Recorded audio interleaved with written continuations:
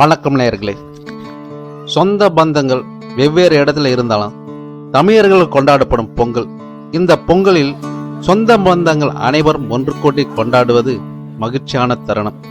பொங்கல் முடிந்ததும் மறுபடியும் வேலைன்னு ரோபோ மேரிஸ் வேலை செய்ய ஆரம்பிச்சிடுவோம். என்னத்தான் சம்பாதித்தாலும் வீட்டுக்கு வாடகைக்கும் வயிற்றுக்கும் சரியா போகுது. எப்படா நம்ம சொந்த பந்தங்கள் பார்ப்போம், அவங்கள சந்தோஷமா வச்சிருப்போம் என்ற எண்ணம் தான் நம்மளுக்குள் தோன்றியது. என்னத்தான் சம்பாதிச்சாலும் மன நிம்மதி இல்லாம போச்சு. நம்ம கையில காசு நிக்க மாட்டேங்குது. சந்தோஷம் நிம்மதி இல்லாம போச்சு. காசு பணம் எப்படா வரும் எண்ணி எண்ணி வருஷங்கள் ஓடிக்கொண்டே இருந்தது. ஆனாலும் காசு வந்த பாடும் இல்லை, மன நிம்மதி வந்த பாடும் இல்லை. நாம நிம்மதி இல்லாம வாழ்க்கை வாழ்ந்து கொண்டு இருக்கிறோம் எண்ணமும் பயமும் வந்தது. அப்போது முடிவு செய்தேன், ஒரு முறையாவது குடும்பத்துடன் வெளி உலகத்தை சுற்றி பார்க்க வேண்டும் என்று முடிவு செய்தேன். Family tour. இந்த ஃபேமிலி டூர்ல எங்கெங்க எந்தெந்த ஊர் போய் பார்க்க போறோம்னு இந்த வீடியோல பார்த்து தெரிஞ்சுக்கங்க. முதல்ல நாங்க போற இடம் திருவாரங்கம் என்ற ஊர்ல தான் நம்ம முதல்ல போய் பார்க்க போறோம். இந்த திருவாரங்கத்துல என்னடா ஒரு அதிசயம் இருக்குன்னு பாக்குறீங்களா? விஷ்ணு பெருமாள் முதல் அவதாரம் தான் திரு ரங்கநாதர். திரு ரங்கநாதர் கோவிலுக்கு தான் நம்ம போகிறோம். இந்த கோவிலுக்கு எப்படி போகணும்னா, திருவண்ணாமலை இருந்து போகலாம், திருக்கோவிலூர் வழியாகவும் போகலாம், கள்ளக்குறிச்சி வழியாகவும் போகலாம். திருவண்ணாமலை டு கள்ளக்குறிச்சி போற நடுவுல தான் இந்த கோவில் இருக்கு.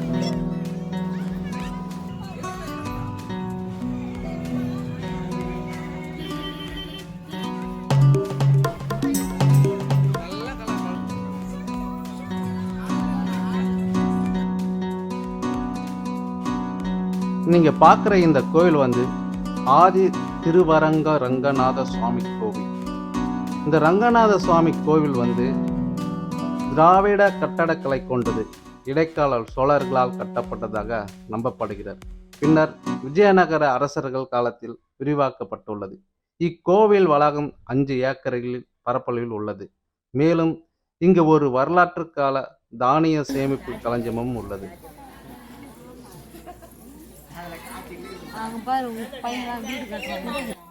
நம் மனதிலே நாம் என்ன ஆக வேண்டும், எப்படி இருக்க வேண்டும் நினைத்து கொண்டு பெருமாளை வணங்கிக் கொண்டு இந்த கற்களை ஒன்று மீது ஒன்று அடுக்கி வைத்தால் நினைத்ததே நடக்கும் என்று இங்கு வருபவர்கள் நம்பப்படுகிறது.